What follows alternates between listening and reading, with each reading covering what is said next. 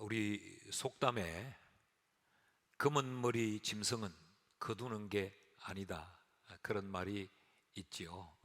검은 머리 짐승은 사람을 의미하지 않겠습니까? 사람은 정주고 거두어 놓아도 언제 배신하고 언제 등에 칼을 꽂을지 모른다라고 하는 이 불신의 의미가 담겨져 있는 그런 속담 아니겠습니까? 이런 불신의 현상은 인간의 타락의 결과입니다. 타락한 인간은 이기적이에요. 자기밖에 몰라요. 그렇기 때문에 이 신뢰가 사라지게 되는 것이지요. 언제라도 등을 돌리고 언제라도 배신을 할 수 있는 겁니다. 그러니까 이 타락한 인간의 이 본성은 서로를 경계하고 불신하고 의심하게 되어 있습니다. 그래서 이런 이 불신의 현상은 말세가 되면수록 더욱더 심화되어 갑니다. 반려동물을 키우는 인구가 우리나라에 폭발적으로 증가하고 있습니다. 전체 인구의 약 30%, 그러니까 약 1,500만 명이 반려묘, 반려견, 대부분 이제 개나 고양이를 그렇게 키우는 거지요. 왜 이렇게 폭발적으로 증가하고 있을까? 이것이 어떤 시대적인 트렌드일 수도 있습니다.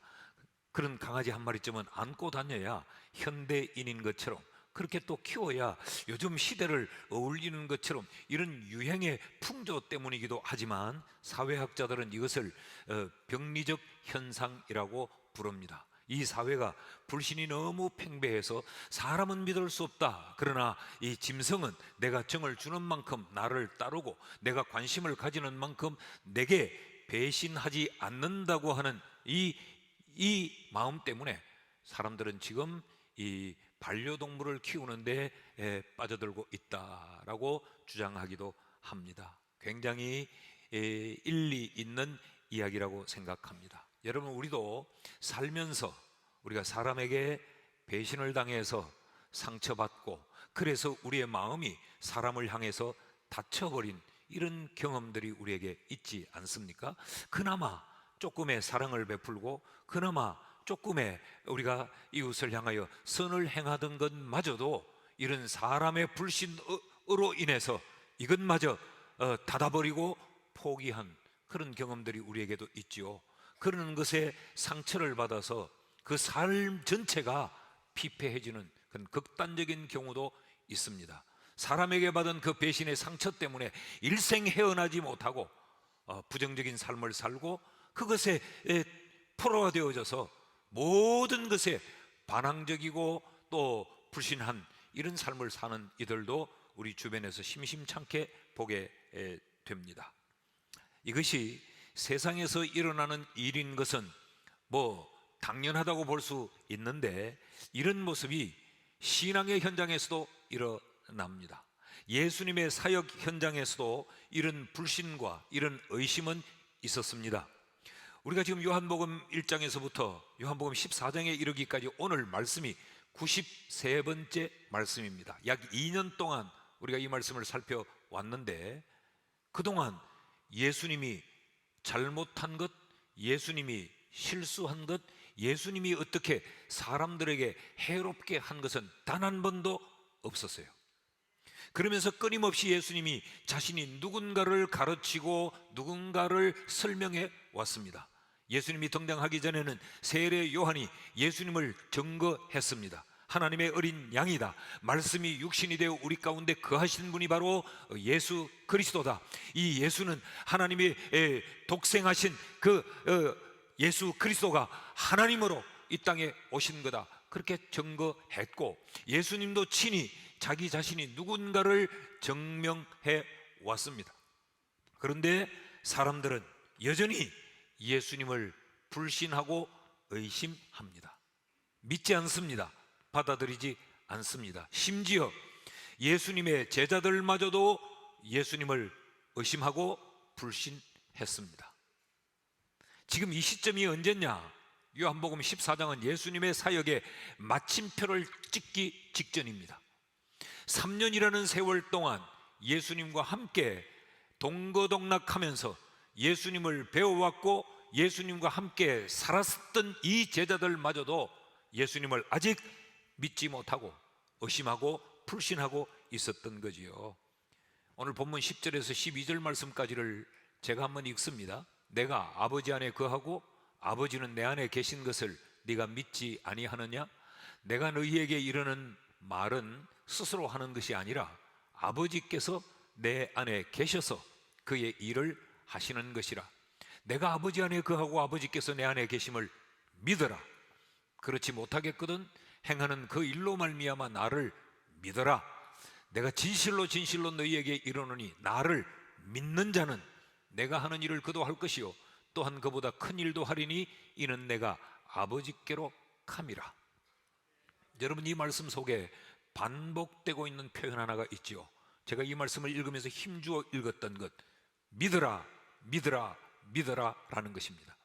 예수님께서 이 말씀을 누구에게 하고 있느냐 하면 그의 사랑하는 제자들에게 하고 있습니다. 나를 믿어라, 나를 믿어라, 내가 하나님인 것을 믿어라, 믿어라, 믿어라. 이 믿음을 강조하시는 그 이유가 뭐겠어요? 제자들이 지금 예수님을 믿지 않고 있다는 반증입니다. 예수님을 따라다니면서 예수님의 사역을 같이 하고 있으면서도, 그는 예수를 주와 선생이라고 부르고 있으면서도, 그는 예수에게 자신들의 인생 전부를 다 맡기고 올인했음에도 불구하고 아직 이들은 예수가 하나님이라고 하는 사실, 이 사실을 믿지 않고 있는 거죠. 의심했다는 이야기입니다. 그래서 예수님이 그들에게 이렇게 말씀하십니다. 11절 말씀을 보면 내가 아버지 안에 거하고 아버지께서 내 안에 계심을 믿어라. 그렇지 못하겠거든, 그래도 이 말이 믿어지지 않거든 행하는 그 일로 말미암아 나를 믿어라. 내가 그렇게 일렀는데, 그렇게 말했는데, 그렇게 가르쳤는데도 너희가 나를 믿지 못하겠느냐? 좋다. 그러면 내가 행하는 일을 통하여서 나를 믿으라 라고 좀 주님이 말씀을 하고 있는 거죠. 여기서 중요한 가르침을 우리에게 던지고 있습니다. 행하는 일, 내가 어떤 일을 행하느냐, 내가 어떻게 사느냐, 나의 행함, 나의 삶이 내가 누구인가를 증명하는 자기 증명의 수단이라는 것입니다. 내가 행하는 그 일을 보고 너희가 나를 믿어. 그 말은 예수님이 행하시는 일, 예수님의 행함이, 예수님의 삶이 예수님이 누군가를 증명하는 수단이 된다는 말 아닙니까? 저는 오늘 이 말씀이 오늘 3부 예배를 드리는 우리 성도들에게 크게 도전이 되었으면 좋겠습니다. 행하는 그 일로 나를 믿으라. 이 말은 오늘 우리에게 이렇게 들려져야 됩니다. 너희의 삶으로 너희의 믿음을 증명해라. 너희가 참된 그리스도인인지 아닌지를 입술의 고백만이 아닌 너희의 행함으로, 너희의 살아가는 그 삶으로 너희도 증명해라. 세상을 향하여서 너희가 살아가는 그 삶으로 나는 그리스도인이요, 너희가 사는 그 삶으로 내가 믿는 하나님은 살아계시는 하나님이요 라고 하는 것을 너희는 증명해라 라는 말씀인 것이죠. 여러분, 우리는 불신의 세상을 향해서 왜 믿지 못하느냐고, 왜 교회를 폄훼하느냐고, 왜 교회를 공격하느냐고 우리는 원망합니다. 세상은 원래 그렇습니다. 세상은 믿음을 향해 공격하고 세상은 교회를 공격하는 것이 세상의 정체입니다.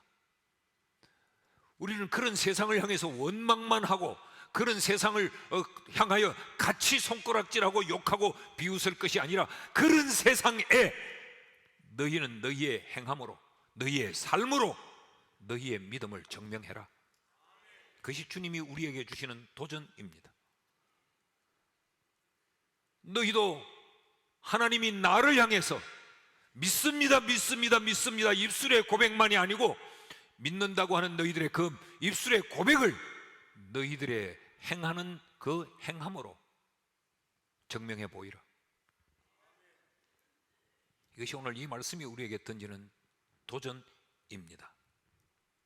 자, 그렇다고 하면 그럼 그 행함, 우리가 참된 그리스도인 예수 사람이라고 하는 것을 증명해 보여야 될 그 행함은 어떤 삶이어야 하는가?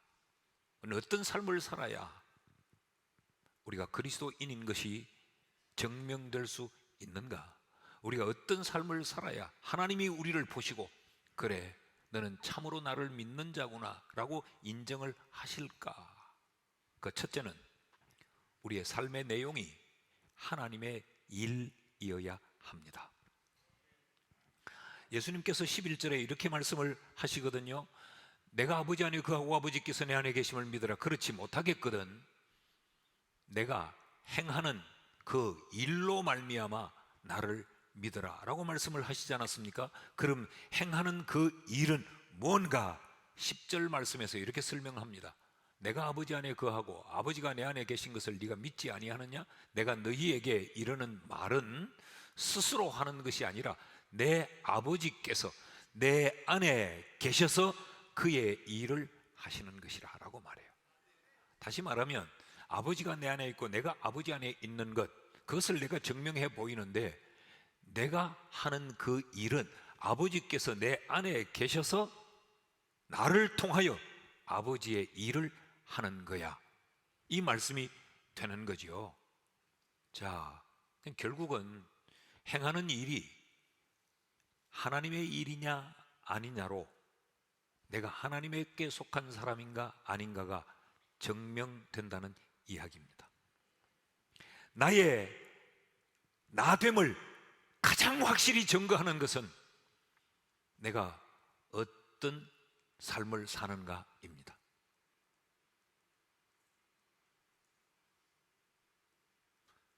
수만 마디 말을 하고 온갖 아름다운 단어들로 내 삶을 포장해도 그것으로는 못 믿는다라는 말입니다. 네 삶을 봐야 네 입술의 그 고백이 진짜인지 아닌지를 알 수 있다라는 이야기지요. 그러니까 그리스도인의 자기 증명은 하나님을 향하여서 세상 사람들을 향하여서 그리스도인의 자기 증명은 행함입니다. 어떤 삶을 행하느냐, 어떤 삶을 사느냐, 당연히 그렇지 않겠어요? 그리스도인은 어떤 사람을 그리스도인이라고 말합니까? 그리스도가 내 속에 거하는 사람, 내가 그리스도 안에 거하는 자, 이를 두고 우리는 그리스도인이라고 말하지 않습니까? 그리스도인이 그리스도가 내 속에 거한다면 당연히 그리스도인은 그리스도의 일을 하는 사람이어야 됩니다.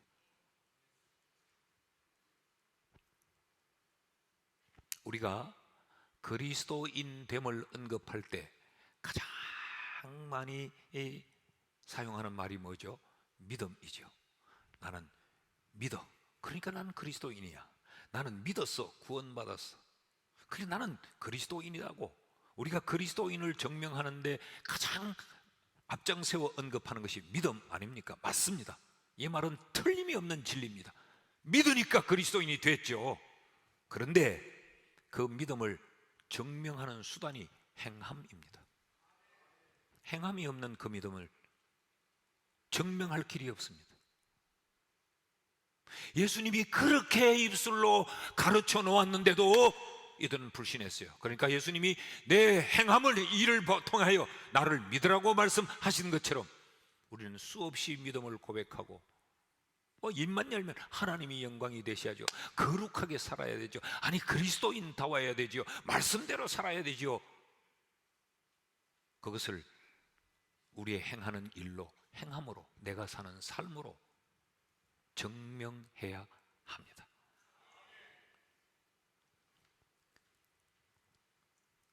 그래서 신앙은 냉정한 것입니다. 신앙은 그저 잘 될 거야, 잘 될 거야. 하나님은 여러분을 사랑해요. 어떤 일이 있어도 하나님은 여러분을 은혜 줄 거예요. 위로하고 평안해지기를 원하고 그저 만족하게 살기를 원하고 별일 없이. 신앙은 냉정합니다.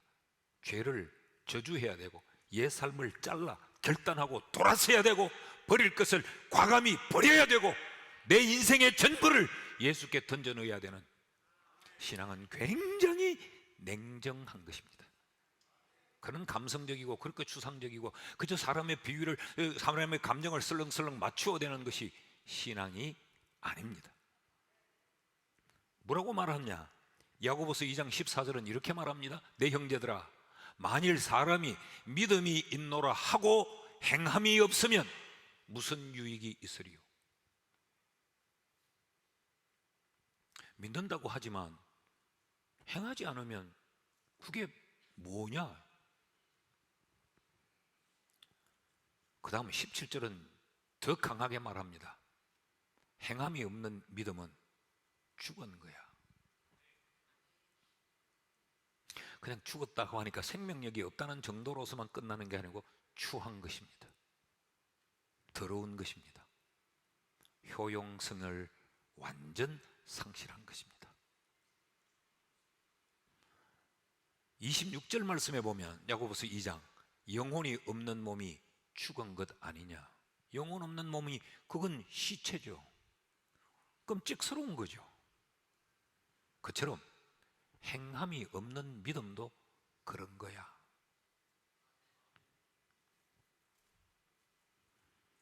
여러분, 우리의 행하는 일은 하나님의 일입니까?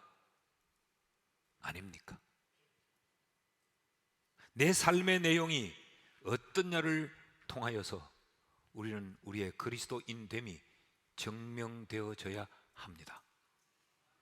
하나님은 만홀히 여김을 받지 않는다 그랬죠. 그 말은 하나님은 사기당하지 않는다는 말입니다. 우리로부터.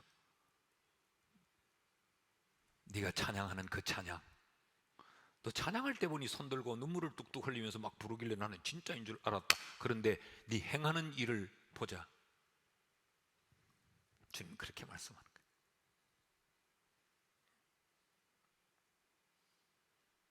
너는 기도를 해도 보통 안 하고 다른 사람들보다는 좀 더 손을 들고 묘하게 하고 머리를 흔들길래 너는 나랑 직통하는 줄 알았어. 근데 너 행하는 행함을 보니까 그것과는 다르던데? 그런 이야기예요. 마태복음 7장에 보면 예수님께서 나무와 열매의 이야기를 하십니다. 마태복음 7장 16절에서 18절 말씀을 보면요, 그들의 열매로 그들을 알지니. 그러니까 열매는 어떤 존재인가를 아는 수단이에요. 가시나무에서 포도를, 엉겅퀴에서 무화과를 따겠느냐? 못 따죠. 이와 같이 좋은 나무는 아름다운 열매를 맺고 못된 나무는 못된 열매를, 나쁜 열매를 맺을 수밖에 없지 않냐? 좋은 나무가 나쁜 열매를 맺을 수 없고 못된 나무가 아름다운 열매를 맺을 수 없다. 그러니까 지금 여기 나무와 열매의 방점이 나무입니까? 열매입니까? 나무예요. 나무. 이게 우리가 속는 거예요. 우리는 성경에 보면 열매를 많이 말하는데 성령의 9가지 열매, 사랑과 희락과 온유와 자비와 양성과 쭉 나오면 주야 성령의 열매를 맺게 하옵소서라고 말하는데 성경은 그렇게 말하고 있지 않습니다. 이런 열매가 너희에게 있거든. 너희는 성령의 사람이야. 그런데 너희 속에 의심과 미움과 다툼과 갈등, 이런 것들이 너희 속에 있거든. 너희는 지금 육체의 나무야. 열매를 보고 정신 차려라 라고 말하는 거죠. 그 열매는 어떤 나무인가를 판단하는 판단의 수단이요, 기준이에요. 우리 성도들은 너무 열매에 깊이 빠져 있어요. 그러니까 어떤 결과가 오느냐 하면 나무는 못된 나무인데 좋은 나무의 열매를 따다 붙이고 있습니다. 이 작업을 하고 있는 겁니다. 이걸 신앙생활로 하고 있는 겁니다. 나무는 여전히 못된 나무인데 거룩이라는 열매를 따다 붙이고 예배라고 하는 열매를 따다 붙이고 신앙이라고 하는 열매를 따다 붙여 놓으니까 자기도 착각하는 거예요. 자기가 거룩한 줄로, 자기가 잘 믿는 줄로. 내 열매가 이런 것들을 붙이고 있는데 내가 교회 다닌 지가 20년이요 내가 찬양대 한 세월이 얼마인데 내가 교회 직분이 뭔데 이것 가지고 이게 다 열매거든. 이것 가지고 착각 속에 사는 거죠. 디모데후서 2장 4절 말씀을 보면 병사로 복무하는 자는 자기 생활에 얽매이는 자가 하나도 없나니 이는 병사로 모집한 자를 기쁘게 하려 함이라. 그러니까 병사는 나를 모집한 그 지휘관의 일을 해야 그 지휘관의 병사라는 이야기 아니겠습니까? 그리스도인은 하나님의 일을 그 삶의 내용으로 삼아야 그리스도인일 수 있습니다. 나는 하나님의 일을 하나 아니면 세상의 일을 하나를 한번 생각해 보십시오. 둘째로, 행하는 그 일로 나를 증명할 수 있다면 우리는 어떤 일을 행해야 되는가? 하나님의 일을 행할 뿐만 아니라 우리의 삶의 목적이 하나님의 영광이어야 합니다. 하나님의 일을 해도 그 하나님의 일을 나의 영광으로, 나의 유익으로 하나님의 일을 하게 되면 그것은 비즈니스죠. 그건 사업이죠. 하나님의 일을 통하여서 나의 어떤 일신상의 평안, 출세, 먹고 사는 수단을 하나님의 일로 삼으면 그건 사업이지, 그건 하나님의 일이 될 수 없죠. 그러니까 그 하나님의 일의 목적이 하나님의 영광이어야 한다는 겁니다. 13절 말씀을 보십시오. 너희가 내 이름으로 무엇을 구하든지 내가 행하리니. 여러분, 우리는 이 부분에서 아멘 할 수 있어요. 주님께서 너희가 내 이름으로 무엇을 구하든지 기도하면 내가 다 행하리라, 내가 다 응답해 주겠다는 것. 얼마나 좋아요. 그런데 우린 이 질문을 던져봐야 돼요. 하나님이 왜, 예수님이 왜 내 기도에 응답하고 왜 나를 위해서 예수님이 일해 주셔야 하나? 그렇잖아요. 왜 내 기도에 응답해 줘야 돼요? 왜? 그 이유를 주님은 이렇게 설명합니다. 이는 아버지로 하여금 아들로 말미암아 영광을 받으시게 하려 함이라.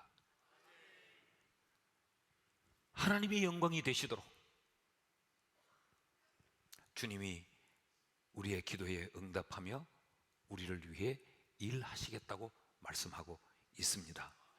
자, 그러니까 우리의 기도에 응답하는 것도 해주시는 것도 하나님의 영광이라면, 그럼 우리는 그 일을 구하는 것이 하나님의 영광 때문이어야 되는 거죠. 우리가 기도하는 목적이, 그것을 응답해 달라고 하는 그 이유가 하나님의 영광이어야 하지 않겠습니까? 여러분, 이 말씀에도 우리가 커다란 울림이 있었으면 좋겠어요. 우리는 은혜를 구합니다. 우리는 하나님의 복을 구합니다. 우리는 평안한 삶을 살기를 원하고 더 높은 지위를 가지기를 원하고 더 만족하고 더 배부르기를 원해요. 그 목적이 뭐냐? 하나님의 영광이어야 된다. 예수님도 우리의 기도에 응답해 주시는 것마저도 하나님의 영광 때문이라고 말하는데, 그런데 우리는 누구의 영광을 위해서 하나님의 응답을 구합니까? 나의 영광을 위해서, 나의 이익을 위해서, 내 기쁨과 내 즐거움을 위해서 우리가 기도의 응답을 구한다면 주님의 초점과 우리의 핀트가 안 맞습니다. 여러분, 가끔 카메라가 이렇게 돌아갈 때 이 카메라 저 카메라 비추는데 어떤 카메라 비추면 사람이 뿌옇게 초점이 안 맞잖아. 그럴 때 우리 굉장히 답답하죠. 그러다 초점이 딱 맞아서 선명하게 나오면 눈이 시원해지죠.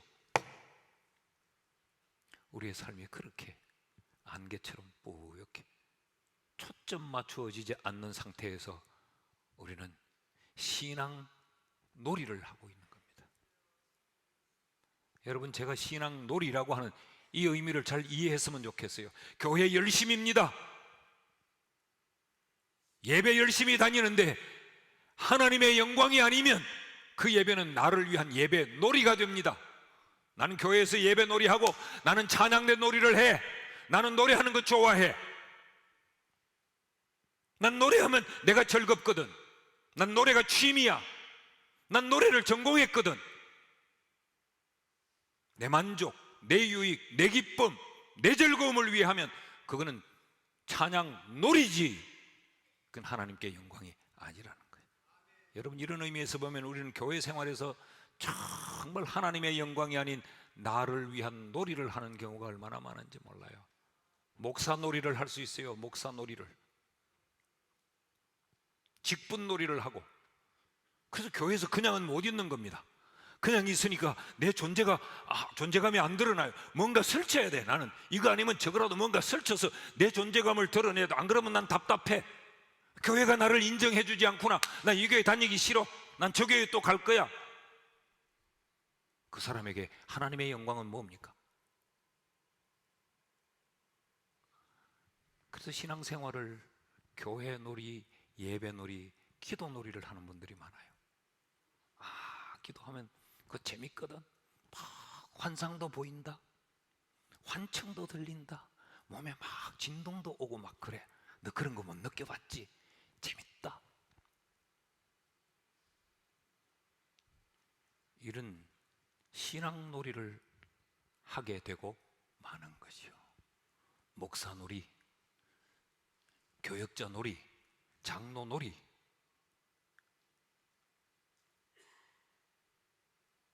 그건 하나님과는 조금 관계가 없는 겁니다. 그래서 제가 늘 하잖아요. 교회 충성하고 봉사하는 것은 좋은데 잘 정신을 차리고 해야 된다. 그렇지 않으면 내 기쁨, 내 만족, 내 즐거움, 내 놀이를 위해서 하는 것밖에 되지 않는다. 세상과 그리스도인의 현격한 차이는 삶의 목적입니다. 그 삶의 목적이 자기면 이거는 세상 사람이에요. 그 삶의 이유가 하나님의 영광이면 그는 하나님의 사람입니다. 세상은 온통 자기 중심 아닙니까? 자기 형편 따라, 자기의 안일과 자기의 유익이 따라서 미련 없이 한편이 되기도 하고 등을 돌리기도 하고 은혜의 배신의 칼을 꽂기도 하고, 이게 세상 아닙니까? 그러나 그리스도인은 다릅니다. 어떤 경우에서도 삶의 이유와 목적은 하나님의 영광이어야 합니다. 내가 손해가 되어도, 내 존재감이 없어져도, 내가 무참히 짓밟혀도 내 삶의 이유는 하나님의 영광. 그것이 그리스도인이라는 거죠. 그러니까 하나님의 영광이 삶의 목적이어야 참된 그리스도인으로 증명이 된다는 것입니다. 우리가 하나님의 영광, 하나님께 영광이라는 말을 참 많이 쓰죠. 하나님께 영광의 박수를 드립시다. 하나님께 영광을 돌립시다. 나는 하나님께 영광 돌리는 삶을 살고 싶어. 하나님께 영광이 돼야지. 이런 표현들을 참 우리가 많이 사용하지 않습니까? 그럼 물어봅시다. 그 하나님께 영광 돌리는 건 뭐 어쩌는 겁니까? 어떻게 하는 겁니까? 제가 여러 번 설명을 드렸는데 기억을 하시는지 몰라요. 이 영광이라는 단어의 의미를 제대로 이해할 필요가 있습니다. 영광이라는 이 말은 독사라는 말이에요. 이 독사라는 말은 도케오라는 말에서 왔습니다. 그 어원이, 도케오라는 이 말은 생각, 의지, 뜻, 계획, 그런 이야기입니다. 그러니까 독사는 이 도케오에 참여하는 것이 독사입니다.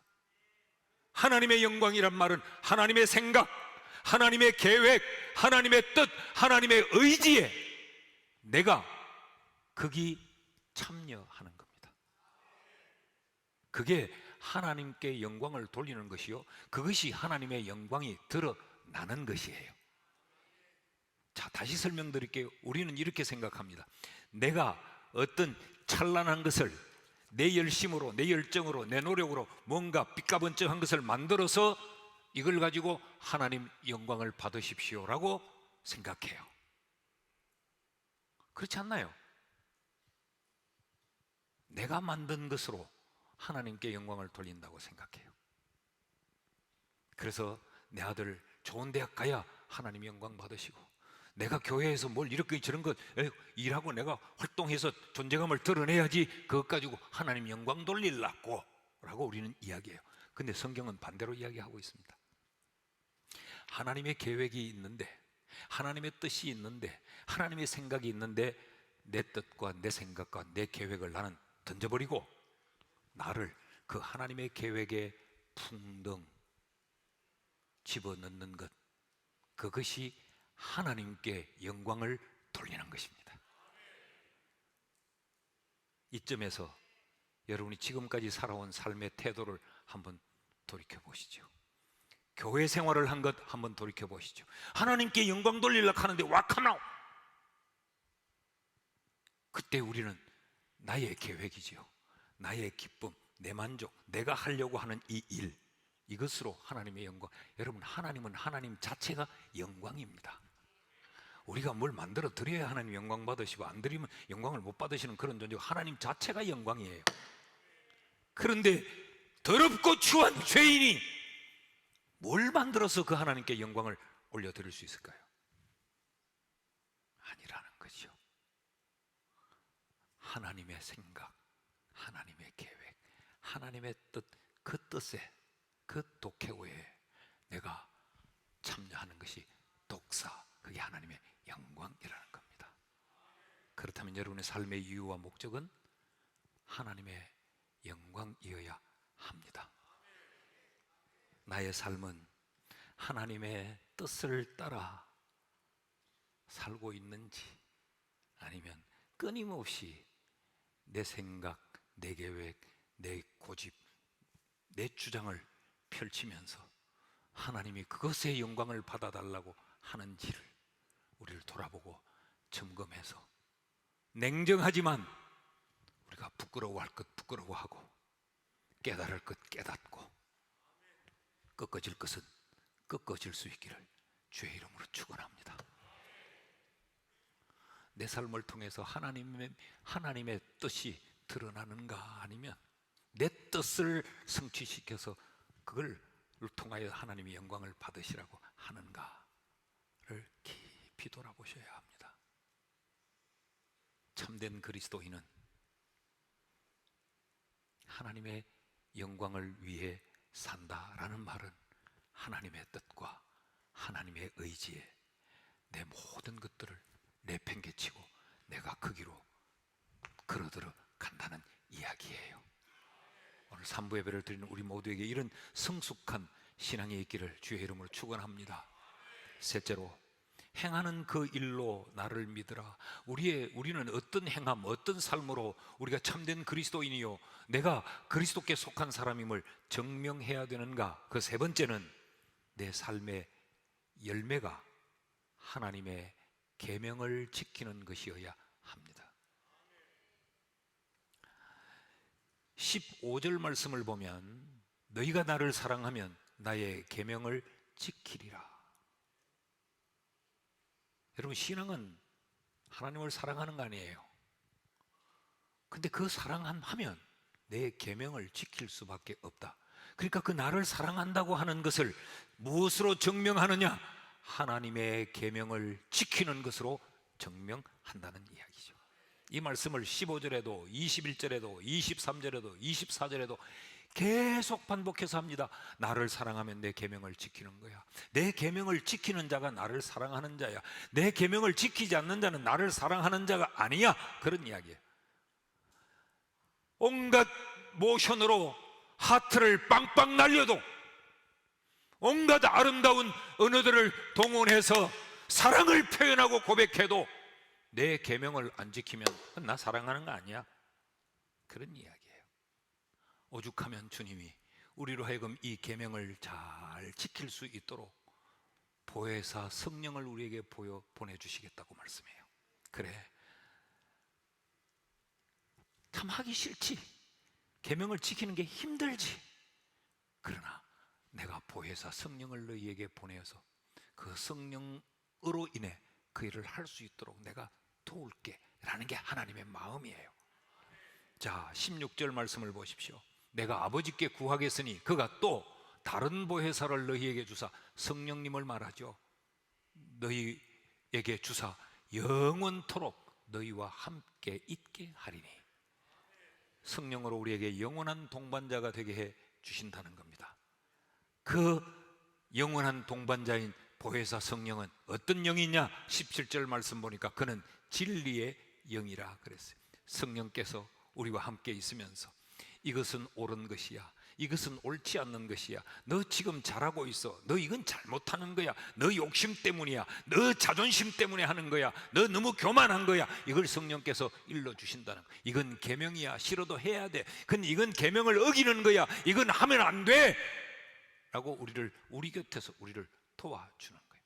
그래서 보혜사라는 말은 파라클레토스라고 하는 말인데, 곁에서 돕는 자, 변호인, 중재인, 보호자, 그런 의미입니다. 18절 말씀을 보십시오. 내가 너희를 고아와 같이 버려두지 아니하고 너희에게로 오리라. 성령을 우리에게 보내주셔서 우리를 고아처럼 뭘 해야 될지, 이런 방황의 삶을 살지 않도록 성령님 우리에게 보내주셔서 우리로 하여금 하나님의 계명을 우리의 삶의 열매로 맺도록 주님이 도와주시겠다고 말씀해요. 그러니까 얼마나 삶의 열매인 계명 지키는 것을 주님이 귀하게 여기시는가를 보여주고 있습니다. 우리는 믿음도 너무 쉽게 말하고, 은혜도 너무 쉽게 구하고, 평안하기를 원하고,